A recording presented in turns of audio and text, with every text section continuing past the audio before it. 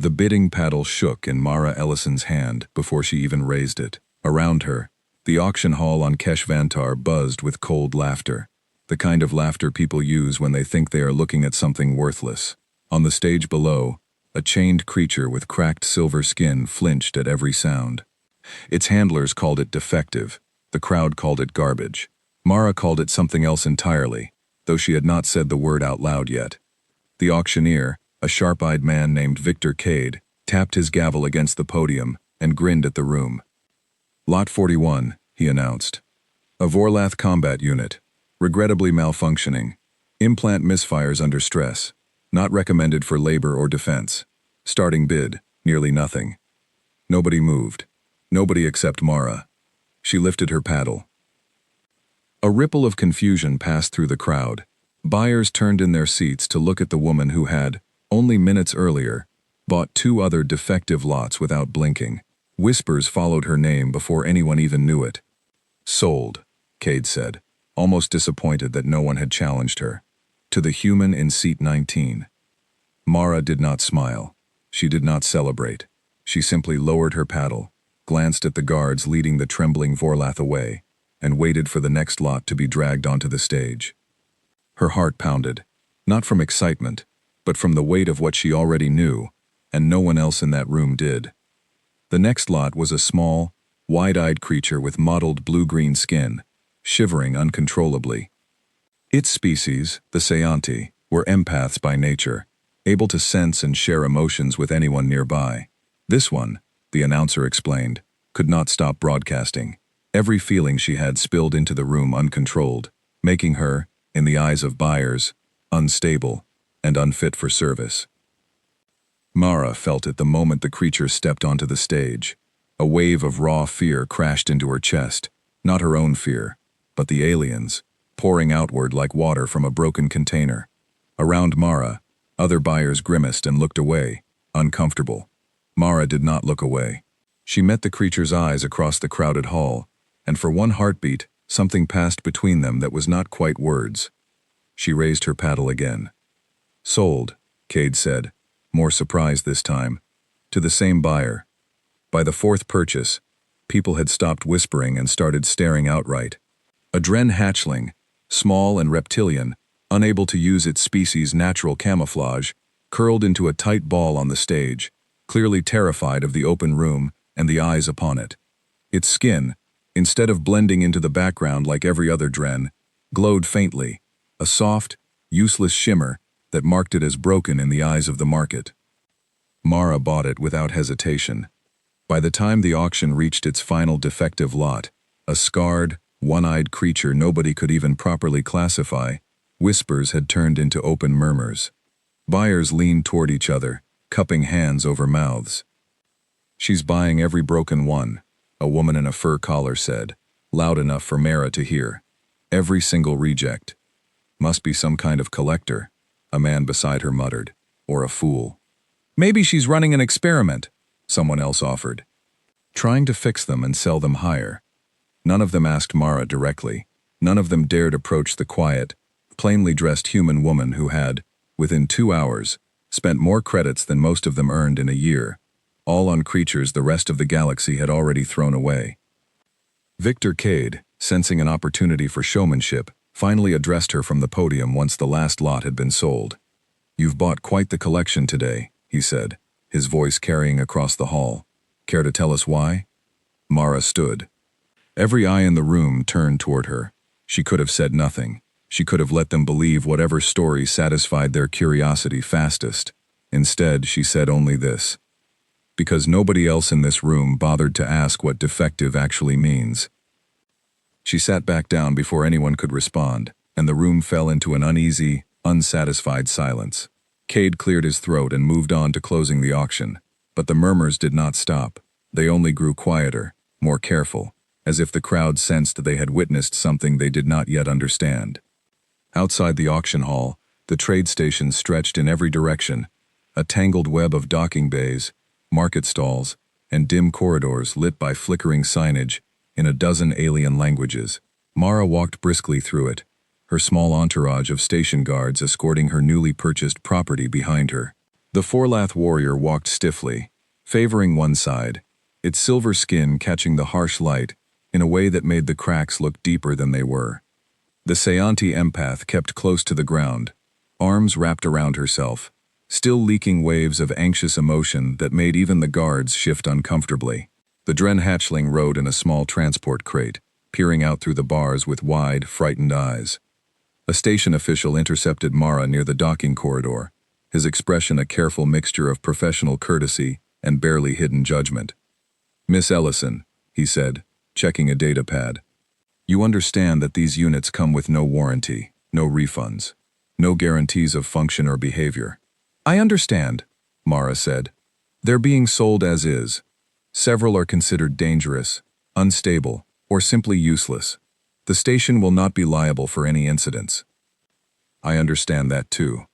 The official studied her for a long moment, clearly trying to determine whether she was foolish, wealthy, or hiding something else entirely. He settled, finally, on simple confusion. "May I ask why you bought them? All of them?" "Every defective lot in the auction." Mara paused at the edge of the docking bay, where her ship, a modest transport vessel called the Wanderer's Det, waited with its loading ramp already lowered.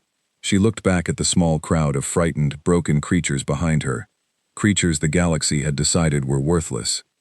"Because someone did the same for me once," she said quietly, "and I never got the chance to thank them." She did not wait for a response. She turned and walked up the ramp, gesturing for the guards to bring her new crew aboard. One by one, the aliens shuffled onto the ship, uncertain, frightened, clearly expecting the worst. The Vorlath warrior paused at the top of the ramp, turning back to look at the auction station one last time, as if expecting someone to call out that this had all been a mistake, that the sale was cancelled, that he was being returned to whatever fate awaited defective goods that no one wanted. No one called out. The ramp closed behind them with a heavy mechanical hiss, sealing the strange, mismatched group inside the ship together. For a long moment, nobody moved. The aliens stood scattered across the cargo hold, eyeing each other with the same wariness they eyed Mara, unsure whether they had been rescued or simply relocated to a different kind of danger. Mara stood at the front of the hold, took a slow breath, and addressed them all for the first time as their new owner, though she already knew, deep in her chest, that she did not intend to keep that title for long. "My name is Mara," she said. "I know you don't trust me. I wouldn't either, not after today. But I need you to listen, because what I'm about to tell you is going to sound impossible, and we don't have much time before it stops being impossible and starts being very, very real." The Vorlath warrior's cracked silver eyes narrowed. The Sayanti empath's trembling slowed, just slightly, as if she was trying to sense whether Mara's words carried truth. The Dren hatchling peeked out from its crate, curiosity briefly overpowering fear. Mara took another breath. "None of you are defective," she said. "Not one of you. Everything the auction told the buyers today was a lie, and I think, somewhere inside, you already know that. I bought you because I couldn't stand by and watch it happen again. But there's something else, something bigger than just rescuing you from that stage." She glanced toward the cockpit, where the ship's navigation system blinked with an incoming departure clearance, the last routine step before they could leave Keshvantar behind for good. "Someone rigged that auction," Mara said, her voice dropping lower, more urgent. "Someone wanted every one of you labeled broken and sold cheap, on purpose. And I intend to find out who, and why, before they realize I already know." The hold went silent, except for the low hum of the ship's engines warming beneath their feet. Outside the hull, the vast metal sprawl of Keshvantar glittered under artificial light, indifferent to the 6 strange lives now sealed together inside a single vessel, about to launch into a mystery none of them had chosen, but all of them were now a part of. The engines roared to life. The Wanderer's Det lifted off the docking platform, clearing the station's outer ring just as the departure alarm blared behind them. A sound none of them yet understood was already too late to matter. Because somewhere on that station, in a private office far from the auction floor, a man named Dorian Voss was staring at a data screen, showing 6 defective lots, all purchased by the same buyer, and he was already reaching for his communicator, already giving the order that would follow Mara Ellison and her strange new crew, far beyond the edges of Keshvantar. The chase, though none of them knew it yet, had already begun. The Wanderer's debt cleared the outer traffic lanes of Kesh Vantar in silence, its 6 new passengers still standing frozen in the cargo hold, unsure what to do with the sudden absence of chains, cages, and shouting handlers. Mara moved among them carefully, checking restraints that no longer needed checking, offering water in cups that trembled slightly in her own hands. She was not as calm as she looked, and she knew the Sayanti empath could sense it. "You're afraid," the small blue-green creature said suddenly, her voice thin and raspy from disuse. Under all of it, "You're afraid too." Mara paused, caught off guard by the directness. "My name is Mara," she said gently. "What's yours?" "Scylla," the creature answered, wrapping her arms tighter around her knees. "They called me broken, because I couldn't stop feeling everyone else's feelings. Do you know what that's like? Standing in a room full of people who hate you, and having to feel every second of that hate, as if it were your own?" "No," Mara admitted. "I don't. But I'd like to understand, if you'll let me." Scylla studied her for a long moment, her wide eyes searching Mara's face the way someone searches for a lie they expect to find. Whatever she was looking for, she did not find it, and for the first time since the auction, some of the tension eased from her small frame. The Vorlath warrior, still standing near the loading ramp with his arms crossed over his cracked silver chest, watched the exchange with obvious skepticism. His name, he finally offered when Mara turned to him, was Threk, and he made it clear immediately that skepticism was not the same as gratitude. "You spent a great deal of money," Threk said, his voice a low rumble, "for creatures the market already decided were worthless. Either you are wealthier than sense allows, or you want something from us." "I don't want anything from you," Mara said, "except maybe your trust, eventually. I know that's not something I can demand." "No," Threk agreed. "It is not."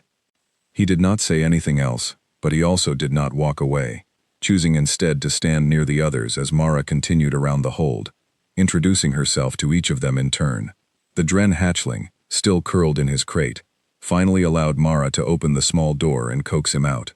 He was smaller than she expected up close, his scales a dull gray-green instead of the vibrant shifting colors his species was known for, his skin still carrying that faint, useless shimmer that had marked him as defective on the auction stage. "What's your name?" Mara asked softly, crouching down to his level. The hatchling blinked at her, clearly unused to being asked rather than commanded. "Doff," he finally whispered. "Doff," Mara repeated. "You're safe here, I promise." Doff did not answer, but he did not retreat back into the crate either, which Mara decided to count as progress. By the time she reached the last 2 purchases, a pair of creatures who had barely spoken since boarding, night had fully settled over the ship's internal cycle, and exhaustion was beginning to show on every face in the hold, human and alien alike. Mara led the group toward the crew quarters, showing each of them to small but clean rooms, explaining the ship's basic systems, the location of food stores, the emergency protocols, anything that might make the unfamiliar vessel feel slightly less like another cage. It was well past the ship's midnight cycle when Mara finally sat alone in the small galley, staring at a cup of untouched tea, replaying the auction in her mind. She barely noticed Threk enter, until he pulled out the chair across from her and sat down, his massive frame looking oddly out of place in the cramped space. "You said someone rigged the auction," he said without preamble. "You said it before we launched. I want to know what you meant." Mara studied him for a long moment before answering. She had hoped for more time before this conversation, more evidence before she made claims she could not yet fully prove. But something about the directness in Threk's cracked silver eyes told her he would not accept evasion. "I've been tracking irregular auction patterns for almost a year," she said finally. "Not just here, across 3 different trade stations. Every few months, a batch of unusually talented specimens gets flagged as defective right before sale, sold cheap. Then they disappear from public record entirely." "Disappear to where?" "That's what I don't know yet," Mara admitted. "But I know it's not charity work. Someone is profiting from labeling valuable beings as worthless, buying them for almost nothing, and then doing something with them that requires them to vanish from every database that might track their movement." Threk was quiet for a long moment, processing this. "And you believe we are part of this pattern?" I believe you were never actually defective, Mara said. I think whatever's wrong with your implants isn't a malfunction at all. I think it's something someone wanted hidden, badly enough that they were willing to sabotage you, rather than let anyone see what you're actually capable of. Threk's jaw tightened, the cracked plating along his cheek catching the dim galley light. For a long moment, he said nothing, simply staring down at his own hands, flexing his fingers slowly, as if testing whether they still obeyed him. My implants activated 3 years ago, he said finally, his voice quieter than before. Standard combat enhancement, given to all Vaforlath soldiers upon completion of training. They functioned perfectly for over a year. Then, during a routine deployment, they began misfiring. Random discharges. Uncontrolled bursts of energy I could not direct or predict. My unit commanders declared me a liability. I was discharged, sold to a labor broker, and eventually ended up on that auction stage. Do you remember anything unusual before the misfires started? Mara asked carefully. Threk's eyes narrowed, some distant memory surfacing behind his expression. There was a medical examination, he said slowly. Mandatory. For all soldiers in my unit. 2 days later, the misfires began. Mara felt something cold settle in her stomach, a confirmation of a suspicion she had carried since first researching the pattern months ago. That's not a coincidence, she said quietly. No, Threk agreed. I do not think it is. Their conversation was interrupted by the soft sound of footsteps in the corridor. Scylla appeared in the galley doorway, still wrapped in the thin blanket Mara had given her earlier, her wide eyes darting between the two of them with obvious unease. I felt that, she said quietly. Both of you. Something heavy, something important. Mara gestured for her to join them, and Scylla slid into the seat beside Threk, still radiating faint waves of anxious energy that Mara was slowly growing accustomed to sensing, even without the empathic gift Scylla possessed. I want to tell you both something, Mara said, deciding in that moment that honesty, full honesty, was the only foundation strong enough to build whatever came next. The reason I started investigating this pattern wasn't out of curiosity, it was personal. She paused, gathering the words she had rarely spoken aloud to anyone. I grew up on a colony called Varen's Hollow, she continued, a poor outpost world, considered defective by every galactic standard that mattered, failed agricultural output, unstable weather patterns. The kind of colony that gets quietly written off by every trade authority that matters.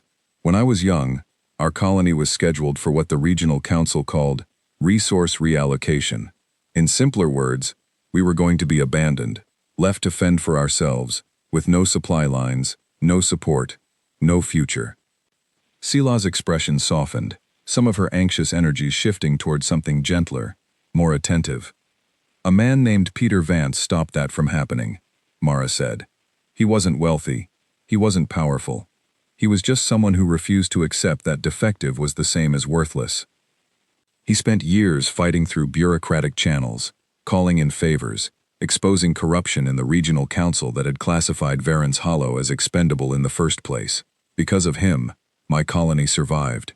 Because of him, I survived. What happened to him? Threk asked quietly. Mara's expression tightened, old grief surfacing briefly before she pushed it back down.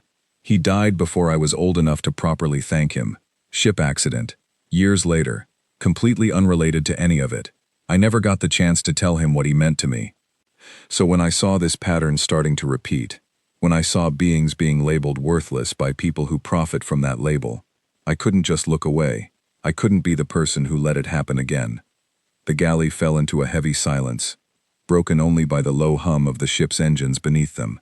Scylla reached out slowly, hesitantly, and placed one small hand over Mara's on the table, a gesture of solidarity that needed no further explanation. Thank you, Scylla said quietly, for choosing to see us. Mara nodded, unable to trust her voice for a moment. It was Threk who finally broke the silence, his expression harder now, more focused. If someone deliberately sabotaged my implants, he said, and deliberately caused whatever malfunction led to Scylla's condition, then this is not simply corruption. This is a coordinated effort, requiring resources, access, and motive. You said they disappear from record after purchase. That means whoever is doing this needs a steady supply of talented beings that no one will look for.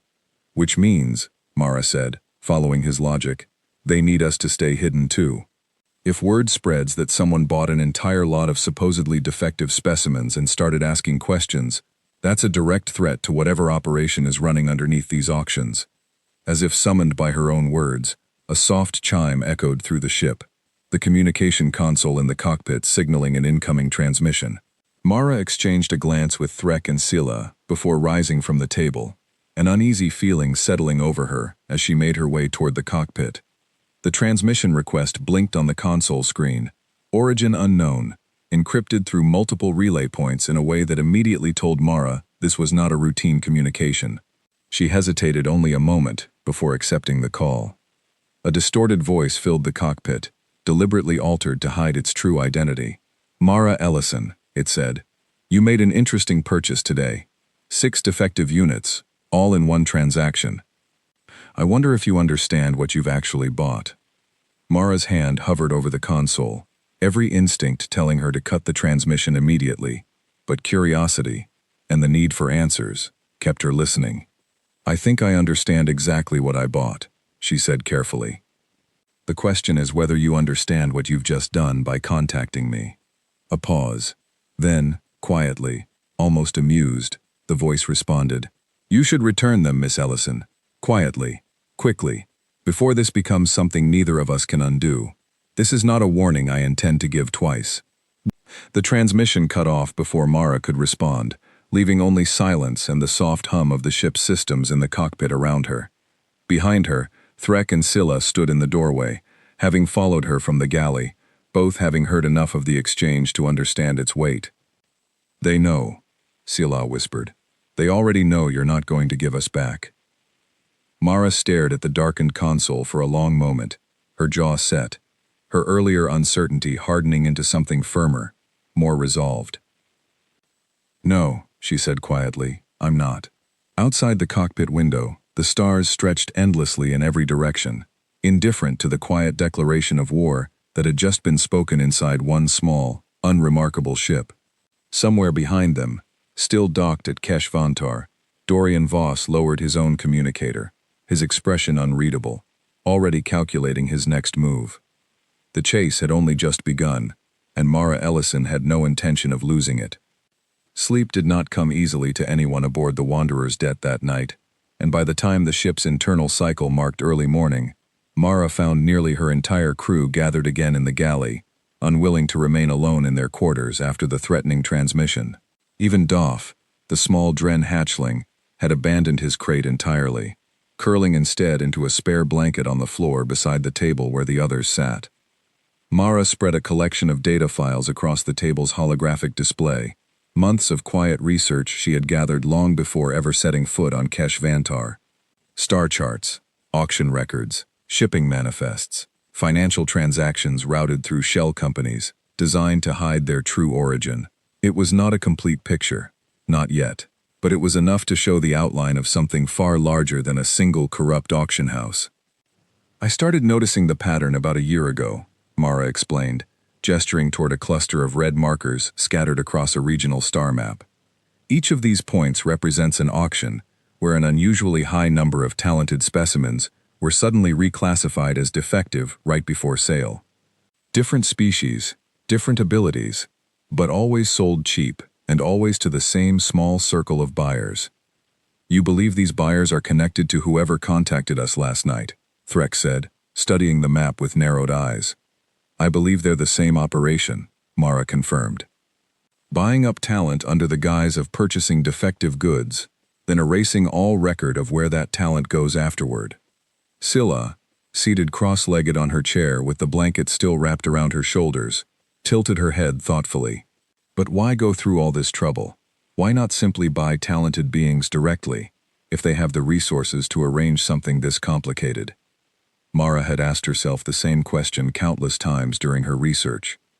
Because buying talented beings directly draws attention, she said. Competing bids drive prices up, and interested buyers start asking questions about why certain individuals are so highly sought after. But if you label something defective first, competition disappears. Prices drop. No one questions a low bid on a broken product. It's the perfect way to acquire exactly what you want, quietly, cheaply, and without anyone realizing what's actually being taken. A heavy silence settled over the table as the full weight of the strategy sank in. Threk's cracked silver hands curled slowly into fists atop the table's surface. They did not merely discard us, he said quietly. They engineered our value to be hidden, so they could claim it for themselves without cost or resistance. That's what I believe. Yes, Mara said. Doff, still curled on the floor, spoke up for the first time that morning, his voice small but steady. What happens to us? The ones they take. Where do they go? Mara hesitated, glancing at the small hatchling with genuine regret. I don't know yet, she admitted. That's the piece I haven't been able to find. Every trail I've followed goes cold at the same point, right after purchase. No further shipping records, no destination logs, nothing. Then we find out, Threk said firmly. We do not simply wait to be told it is too dangerous to look. Mara studied him for a long moment, seeing in his expression the same stubborn resolve she recognized from her own reflection each morning. Agreed, she said, but we do it carefully. Whoever contacted us last night already knows we're not returning quietly. That means they'll be watching every move we make from here. The conversation was interrupted by a soft mechanical whir from the ship's cargo hold, followed by an unfamiliar clicking sound that made every head in the galley turn sharply toward the corridor. Mara rose immediately, gesturing for the others to stay behind as she moved cautiously toward the source of the noise, though Threk ignored her instruction entirely and followed close behind regardless. In the cargo hold, standing near the loading ramp controls, was the fifth alien Mara had purchased at the auction, a tall, lean creature with segmented plating and multiple small manipulator limbs, whom Mara had not yet had the chance to speak with properly. The creature froze the moment it noticed Mara and Threk approaching, its manipulator limbs retracting nervously against its sides. I was not trying to escape, the creature said quickly, its voice carrying a strange clicking undertone between words. I was examining the ramp mechanism. It is faulty. A stress fracture along the secondary hinge. Left unaddressed, it will fail during your next atmospheric entry. Mara blinked in surprise, glancing toward the ramp controls the creature had indicated. She had noticed nothing unusual about the mechanism, but something in the creature's confident, precise tone made her take the claim seriously. What's your name? She asked carefully. Corin, the creature answered. My species is a Thivi. We are engineers by nature. I was sold as defective because my calculations, according to my former employer, were consistently and inexplicably wrong. Were they wrong? Threk asked. Corin's manipulator limbs twitched in what Mara was beginning to recognize as an expression of frustration. No, Corin said firmly. They were correct. My employer simply disliked what the calculations revealed. Structural weaknesses in a project he had already invested heavily in completing. Rather than address the flaws I identified, he declared my calculations defective and had me removed from his employment records entirely. Mara felt a familiar cold recognition settle over her, another piece of the pattern falling into place. They didn't discredit your abilities, she said slowly. They discredited you, because your abilities were inconvenient for someone else's plans. Corin's segmented head tilted slightly, an alien gesture Mara was beginning to interpret as something close to surprise. That is precisely what happened, Corin said. How did you know? Because it's happened to nearly everyone in this ship, Mara said quietly. In one way or another. Corin was silent for a moment, processing this revelation with the same careful precision it seemingly applied to everything else. Then perhaps my abilities remain useful to you, Corin finally said. If this ramp mechanism fails during entry, the resulting damage would compromise hull integrity by an estimated 14%. I would prefer to repair it now, while the opportunity remains available. Despite the tension still hanging over the ship, Mara felt the faintest genuine smile tug at her lips.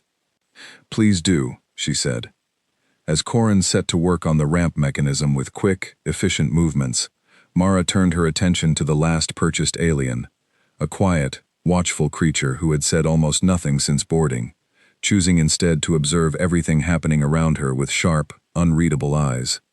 Unlike the others, This creature's species was entirely unfamiliar to Mara, humanoid in shape, but covered in fine, iridescent scales that shifted color subtly, depending on the angle of light.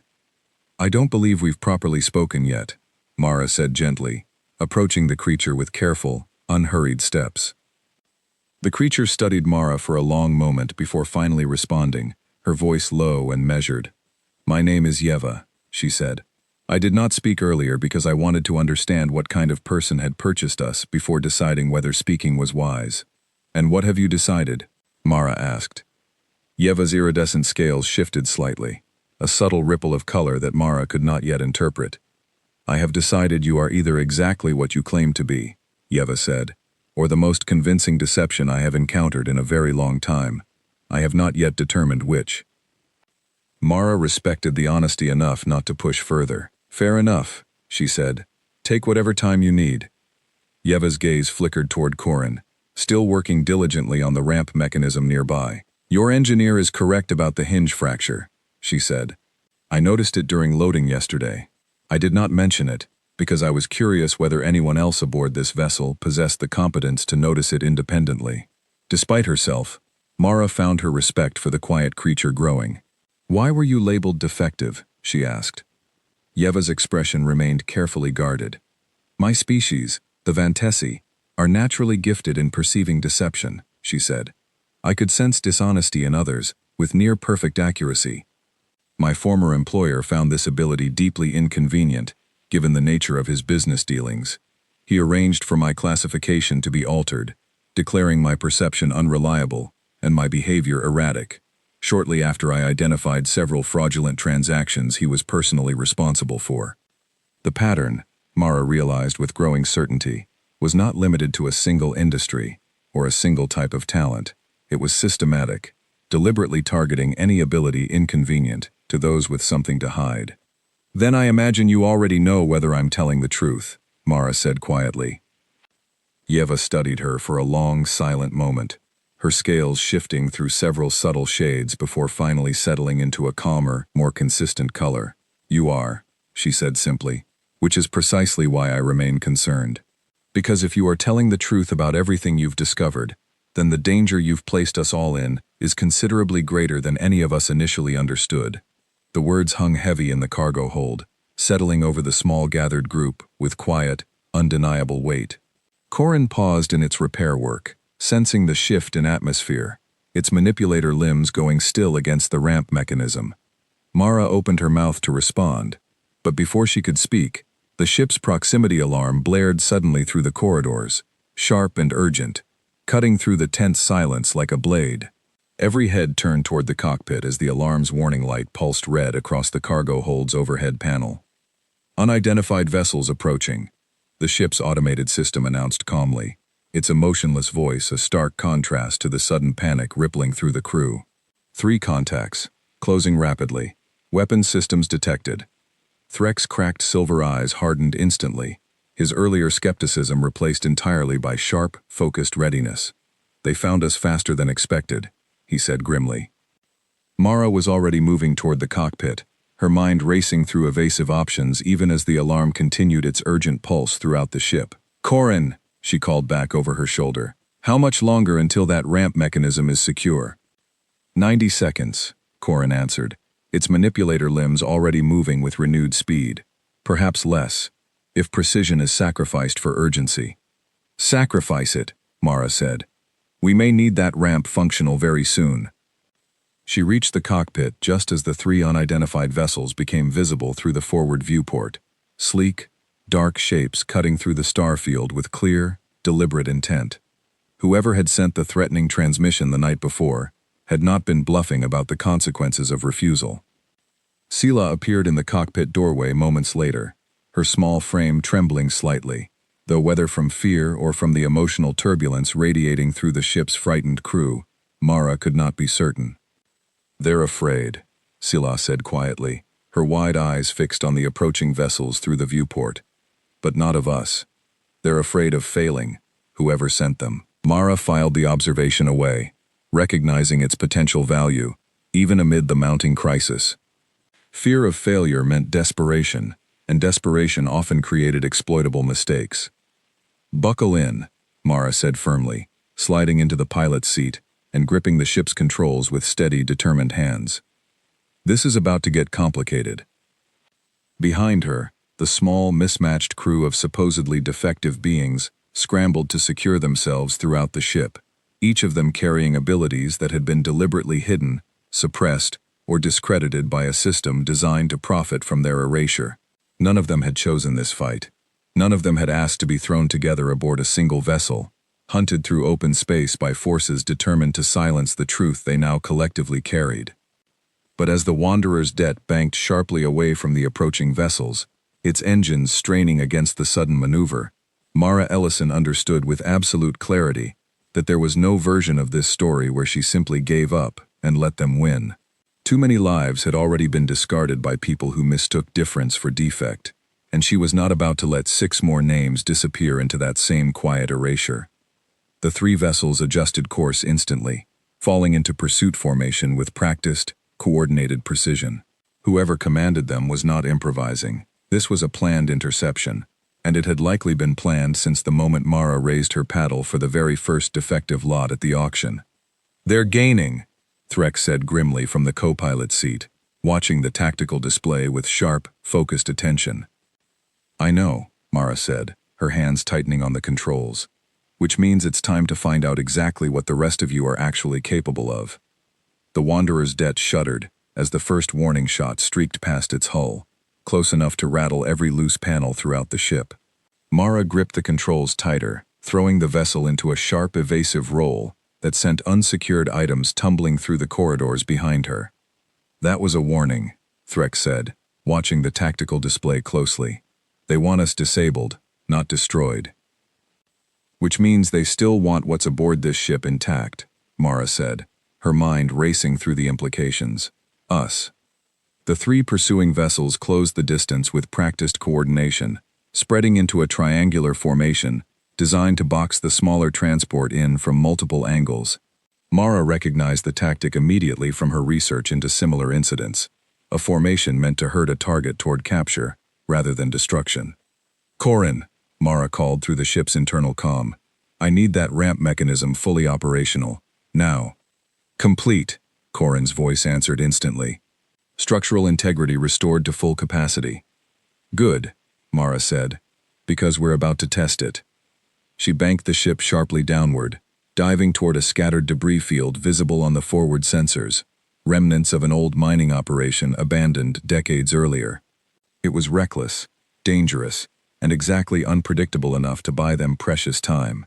"This is insane," Threx said, bracing himself against the console as the ship rattled through the debris field's outer edge. "Probably," Mara agreed, weaving the transport between larger chunks of drifting metal with tight, controlled precision. "But predictable pilots get caught. Unpredictable ones sometimes get away." Behind them, one of the pursuing vessels attempted to follow the same path through the debris field and clipped a larger fragment, sending it spinning off course with visible damage along its hull. The remaining 2 vessels slowed their pursuit, clearly wary of following too closely into the dangerous field. "That bought us distance," Threx said, watching the tactical display with grudging approval. "Not enough." Mara knew he was right. The debris field would not conceal them indefinitely, and the moment they cleared its far edge, the remaining vessels would resume their coordinated pursuit with renewed determination. In the cargo hold, Sila knelt beside Doph, both of them bracing against the ship's violent movements, while Yeva stood steady nearby, her enhanced balance allowing her to remain upright despite the turbulence. Corin worked quickly at a secondary console, running rapid calculations across the ship's systems. "I can reroute additional power to the engines," Corin announced through the internal comm, "but it will require disabling several non-essential systems temporarily, including internal gravity stabilization in the cargo hold." "Do it," Mara ordered without hesitation. Moments later, the cargo hold's gravity flickered and reduced significantly, sending loose items drifting slowly upward, while Yeva's quick reflexes allowed her to catch Doph before he floated too far from the deck. The additional power surged into the engines, and Mara felt the ship respond with noticeably sharper acceleration. "Nice work, Corin," Mara said. "Thank you," Corin replied simply, already calculating further adjustments. The transport cleared the debris field's far edge just as the two remaining pursuit vessels emerged from the opposite side, weapon systems now fully charged, and clearly no longer interested in issuing further warnings. Mara's eyes flicked across the tactical display, searching desperately for any remaining advantage. That was when Threk spoke, his voice carrying a new, determined edge. "I want to try something," he said. "My implants. If the misfires are truly a hidden ability, rather than a malfunction, perhaps I can direct them, if given proper focus." Mara glanced at him, weighing the risk. "Are you certain?" "No," Threk admitted honestly, "but I would rather attempt control now, under pressure, than continue believing myself broken, while others decide our fate for us." Mara nodded, unable to argue with the logic. "Do it." Threk closed his eyes, drawing a slow, steadying breath as he focused inward, reaching for the very implants that had been labeled dangerous, unpredictable, defective. For a long moment, nothing happened, and Mara feared the attempt had failed entirely. Then, gradually, faint arcs of energy began crackling visibly along Threk's cracked silver plating, no longer random or uncontrolled, but gathering with deliberate, focused intensity. "I believe," Threk said through gritted teeth, sweat beading along his brow from the effort, "that I can generate a significant energy discharge. Enough, perhaps, to disable a pursuing vessel's systems without causing lasting harm to its occupants." "Do you have enough control to aim it accurately?" Mara asked. "I am about to find out," Threk answered grimly. Mara maneuvered the ship into position, angling their trajectory to place one of the pursuing vessels directly within range of the ship's rear-facing external sensors, the closest thing to a weapon their transport vessel actually possessed. Threk pressed his palm against the sensor housing, channeling the gathering energy through the ship's own systems with careful, controlled precision. The resulting discharge lit up the tactical display with a brilliant flash, and moments later, the pursuing vessel's engines flickered and died entirely, leaving it drifting powerless in open space. "It worked," Threk said, sounding almost as surprised as he did relieved. "One down," Mara said, already banking the ship sharply to avoid the remaining vessel's return fire. "One to go." The final pursuing vessel adjusted its approach, clearly recognizing that its remaining companion had underestimated the transport's unexpected capabilities. It closed distance rapidly, weapon systems fully charged, no longer willing to hold back. "Doff," Mara called suddenly, an idea forming rapidly in her mind. "I need your help." The small Dren hatchling blinked in surprise, uncertain what assistance he could possibly offer. "Me?" he asked, his voice small and uncertain. "Your skin," Mara said. "It glows, right? Instead of camouflaging like a normal Dren?" "Yes," Doff said, still confused. "That's why they called me Defective." "I need that glow," Mara said. "As bright as you can make it, aimed directly at their sensor array through the cargo hold viewport, when I give the signal."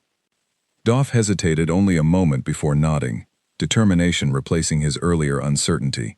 He moved quickly toward the cargo hold's small viewport, positioning himself carefully as Yeva steadied him against the ship's continued turbulence. Mara timed the maneuver carefully, waiting until the pursuing vessel closed to optimal range before sharply altering the transport's trajectory, exposing the cargo hold's viewport directly toward the enemy ship's forward sensors. "Now, Doff," Mara called. The small hatchling concentrated with fierce, focused effort, and his previously faint, useless shimmer erupted suddenly into a brilliant, blinding flash of light, far more intense than anyone aboard had anticipated. The pursuing vessel's sensors, caught completely off guard by the sudden burst of light, flared and overloaded, sending the ship veering sharply off course as its pilot fought desperately to regain control amid sudden, temporary blindness. Mara seized the opportunity immediately, pushing the transport's engines to maximum output and angling sharply away from the disoriented pursuer, putting critical distance between them before the enemy vessel could recover its bearings. For several tense minutes, no one aboard the Wanderer's deck spoke, every eye fixed on the tactical display, as the distance between them and their pursuers steadily grew. Finally, when the remaining vessels faded entirely from sensor range, Mara allowed herself a long, shaky breath of relief. "We lost them," she said quietly. Threx slumped back in the co-pilot seat, clearly exhausted from the effort of controlling his implants for the first time in years. "For now," he said, "they will not give up so easily. Not after this." "No!" Mara agreed. "They won't." She turned in her seat, looking back toward the cargo hold, where Doff sat trembling slightly, not from fear this time, but from the overwhelming rush of having used an ability he had been told his entire life was nothing but a shameful defect. Scylla knelt beside him, her earlier anxious energy replaced by something warmer, prouder. "You did that," Scylla said gently. "That wasn't broken. That was brilliant."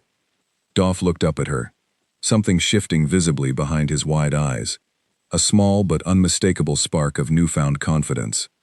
"I did," he said quietly, almost disbelieving his own words. "I really did." Mara watched the small moment unfold with quiet satisfaction, knowing that whatever came next, whatever dangers still lay ahead, something important had just changed aboard this ship.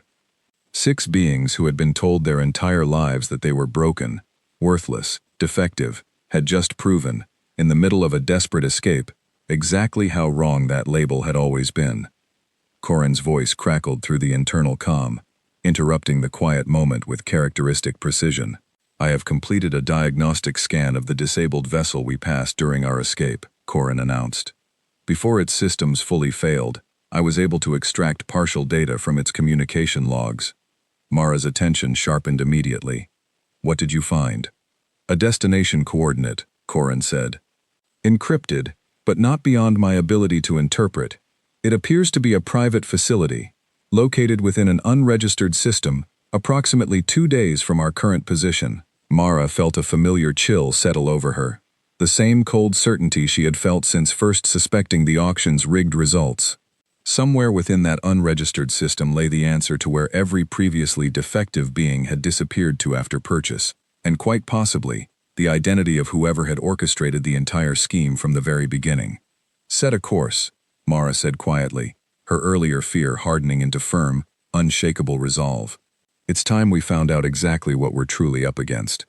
Behind her, the small, unlikely crew of the Wanderer's Debt exchanged determined glances, no longer simply survivors fleeing danger, but a group united by a shared purpose neither the auction house nor whoever commanded those pursuing vessels had ever anticipated. The ship's engines hummed steadily as it altered course, carrying its passengers deeper into the unknown, toward answers that would soon change far more than any of them yet understood. 2 days passed in tense, watchful silence, as the Wanderer's Debt approached the unregistered system Corin had identified from the disabled vessel's communication logs. Mara spent much of that time reviewing every piece of evidence she had gathered, cross-referencing it against the newly discovered coordinates, while the rest of the crew took turns resting, though true rest remained elusive for all of them. The system itself, when they finally arrived, revealed a single small moon orbiting a dim, distant star, its surface marked by a sprawling facility that had clearly been designed to avoid attention from any standard trade route or patrol path. No official registry acknowledged its existence. No public records indicated any legitimate purpose for its presence. "This is it," Mara said quietly, studying the facility through the ship's long-range sensors. "This is where they've been taking everyone." Yeva stood beside her, scales shifting through cautious, watchful colors as she studied the same readout. "There is significant security surrounding the perimeter," she noted. "This will not be a simple approach." "No," Mara agreed. "It won't." Corin, working diligently at a nearby console, offered a possible solution. "I have identified a maintenance access point along the facility's northern boundary," Corin said. "Poorly monitored, likely due to its intended use for automated supply deliveries rather than personnel access. If we can disguise our approach as a routine delivery, we may be able to bypass the primary security systems entirely." "Can you actually pull that off?" Mara asked. "With sufficient time to properly falsify the necessary delivery credentials, yes," Corin confirmed. "I would require approximately 3 hours." "Then let's give you 3 hours," Mara said. While Corin worked on falsifying the necessary credentials, Mara gathered the rest of the crew in the cargo hold. laying out a careful plan for their approach. Threk, having spent the past 2 days practicing careful control over his newly rediscovered abilities, volunteered immediately for anything requiring direct confrontation. Scylla, though still visibly nervous, insisted on accompanying the group, reasoning that her empathic abilities could prove valuable in sensing danger before it became visible. Dolph, emboldened by his earlier success, asked to come as well, though Mara gently insisted he remain aboard the ship alongside Korin, given his young age and limited experience. Yeva, unsurprisingly, volunteered without hesitation, her ability to detect deception potentially proving invaluable once they were inside the facility itself. By the time Korin completed the falsified credentials, the small infiltration team had finalized their approach, and the Wanderer's Det guided itself carefully toward the facility's northern maintenance access point, disguised convincingly as a routine automated supply delivery. The plan worked exactly as Korin had predicted. The facility's automated systems registered the ship's falsified credentials without hesitation, granting access through a narrow docking corridor that led directly into the facility's lower maintenance levels. Mara, Threk, Scylla, and Yeva moved quickly and quietly through the dimly lit corridors, following a route Korin had mapped out based on the facility's internal schematics, extracted alongside the original coordinates. The deeper they moved into the facility, the more the true scope of the operation became apparent. Rows of secure holding chambers lined the lower levels, each containing beings of various species, all displaying the unmistakable signs of talents deliberately suppressed or restrained through technological means. Mara's stomach twisted with each chamber they passed, confirming everything she had feared about the true purpose behind the rigged auctions. "There are so many," Scylla whispered, her voice trembling as she sensed the overwhelming despair radiating from the chambers around them. "All of them, just like us." "We're going to help them," Mara said firmly, though she knew the promise carried enormous weight, given the uncertain danger still ahead. "But first, we need to find proof. Something undeniable enough to expose this entire operation publicly, before anyone can bury it or explain it away." They continued deeper into the facility, eventually reaching a heavily secured central chamber that Yeva identified, through subtle sensory cues invisible to the others, as the operation's primary command center. Careful not to trigger any alarms, the group paused outside the chamber's main entrance, studying the security measures guarding it. "I can bypass the lock," Threk offered quietly, using a controlled discharge, similar to what disabled the pursuing vessel. "Do it carefully," Mara said. "We need this quiet, not explosive." Threk pressed his palm against the chamber's lock mechanism, channeling a precise, controlled burst of energy that fried the lock's internal circuitry without triggering the facility's broader alarm systems. The heavy door slid open silently, revealing a spacious command center filled with monitors, data terminals, and, standing at the center of it all, a tall, composed man reviewing a series of holographic displays with calm, unhurried attention. He turned as the group entered, his expression shifting only slightly upon recognizing Mara, a flicker of genuine surprise quickly replaced by practiced, controlled calm. "Miss Ellison," the man said, "I confess, I did not expect you to actually locate this facility. Most who receive my warnings choose wisely to heed them." "You're Dorian Voss," Mara said, recognizing the voice immediately from the encrypted transmission days earlier. "I am," Voss confirmed, setting down the datapad he had been holding.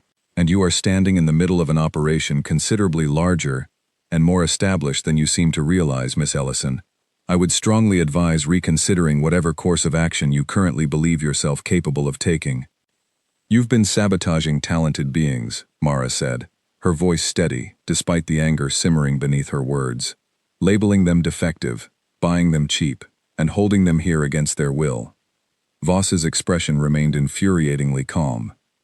"I prefer to think of it as identifying undervalued potential and properly cultivating it," he said.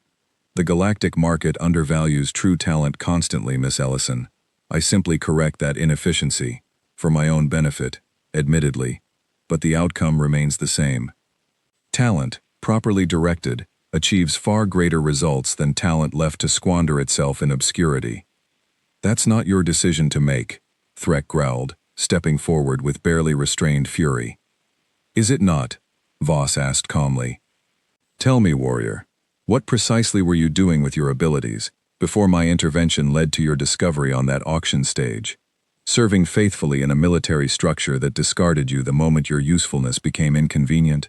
I offered every being in this facility a purpose their previous circumstances denied them. By imprisoning them, Scylla said, her voice trembling with barely contained anger, the emotional weight of the entire facility's despair clearly bearing down on her. Temporarily, Voss corrected smoothly, until their training is complete and their loyalty properly secured. After which, I assure you, their treatment improves considerably. Yeva's scales flickered rapidly through shifting colors, and her voice, when she spoke, carried absolute certainty. He is lying, she said flatly, about the treatment, about the training, about all of it. Voss's calm expression finally cracked, just slightly, betraying genuine irritation at being so precisely and confidently exposed. Avantesi, he said, studying Yeva with renewed interest. I had wondered why your particular lot sold so quickly. Your former employer was quite eager to be rid of you. Because I exposed his fraud, Yeva said, as I am now exposing yours. Voss's hand moved subtly toward a concealed control panel, embedded within his desk, but Threk noticed the motion immediately, closing the distance between them, with sudden, decisive speed. A brief, controlled surge of energy from Threk's palm disabled the panel, before Voss could trigger whatever alarm or defense mechanism he had intended. I would not recommend continuing that action, Threk said quietly, his voice carrying unmistakable warning. Voss straightened, recognizing the shifted balance of power within the room, though his composure remained largely intact. Clever, he admitted. Though I wonder if you fully understand the consequences of what you're attempting here, Miss Ellison. This facility represents years of careful investment. Powerful individuals across multiple systems benefit from its continued operation. Exposing it will not simply inconvenience me. It will draw attention from people considerably more dangerous than myself. I'm counting on it, Mara said calmly.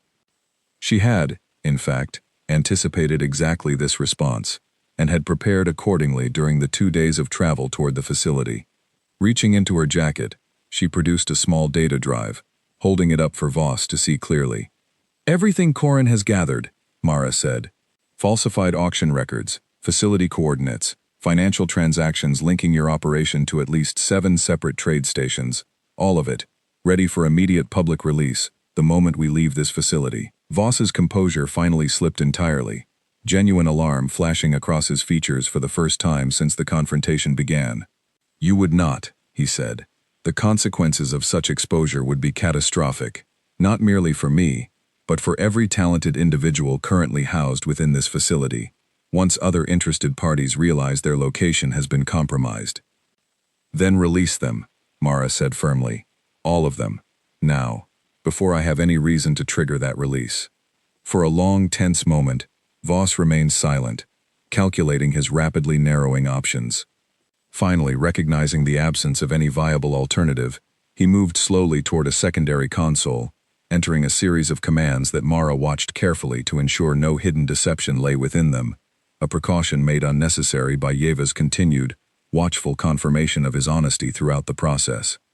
Throughout the facility, holding chamber doors began releasing in sequence, and confused, frightened beings emerged cautiously into the corridors, uncertain what sudden change had occurred within their captivity. Scylla moved quickly to guide the nearest group toward safety, her empathic abilities helping calm their understandable panic and confusion. Within the hour, the full scope of Voss's operation had been exposed, not only through the physical release of every held being, but through the simultaneous transmission of Mara's gathered evidence across multiple public trade networks, exactly as she had promised. The response was immediate and overwhelming, regional authorities scrambling to investigate a scandal that implicated auction houses across 3 separate systems, while trade stations throughout the region began urgent internal reviews of their own classification practices. Dorian Voss was taken into custody within days, alongside several associates whose involvement Corin's gathered evidence had thoroughly documented. The facility itself was seized by regional authorities. Its previously held occupants offered proper support and resources to rebuild lives that had been unjustly stolen from them. Weeks later, aboard the Wanderer's debt, now quietly docked at a small, peaceful trade station far removed from the chaos their actions had unleashed, Mara stood on the ship's boarding ramp, watching her unlikely crew go about their daily routines, with a sense of ease none of them had possessed when she first brought them aboard. Threk sparred playfully with Doff nearby, carefully restraining his own considerable strength, while teaching the young hatchling basic defensive movements, the boy's glowing skin now a source of obvious pride rather than shame. Sela sat quietly with several newly rescued beings from Voss's facility, using her empathic gift to help ease their transition into freedom, her earlier uncontrollable broadcasting now something she managed with growing confident skill. Korin worked diligently on ship repairs alongside Yeva, the two of them having developed an easy, comfortable rapport built on shared precision and mutual respect. Mara smiled quietly, watching the scene unfold before her, remembering the auction hall's cold laughter, the whispered judgments, the assumption that broken meant worthless. None of that had ever been true, and now, finally, the galaxy at large was beginning to understand exactly how wrong that assumption had always been. Threk approached her eventually, pausing beside her on the boarding ramp, his cracked silver plating catching the warm light of the station's artificial sky. "What happens now?" he asked. Mara considered the question carefully before answering, thinking of the countless other auctions still operating throughout the galaxy, the countless other beings still being unfairly labeled defective by systems eager to exploit that label for profit. "Now," she said quietly, "we make sure this never happens again." Threk nodded slowly, understanding the weight and commitment behind her simple words. Behind them, the rest of the crew gathered near the ramp, drawn by some unspoken sense that something important was being decided. "There will be other auctions," Mara continued, addressing them all now. "Other beings labeled worthless by people who profit from that lie. I won't pretend this fight is over, because it isn't. But I also won't pretend any of you have to continue this with me, if you'd rather build quieter lives elsewhere. You've already given more than anyone should reasonably ask."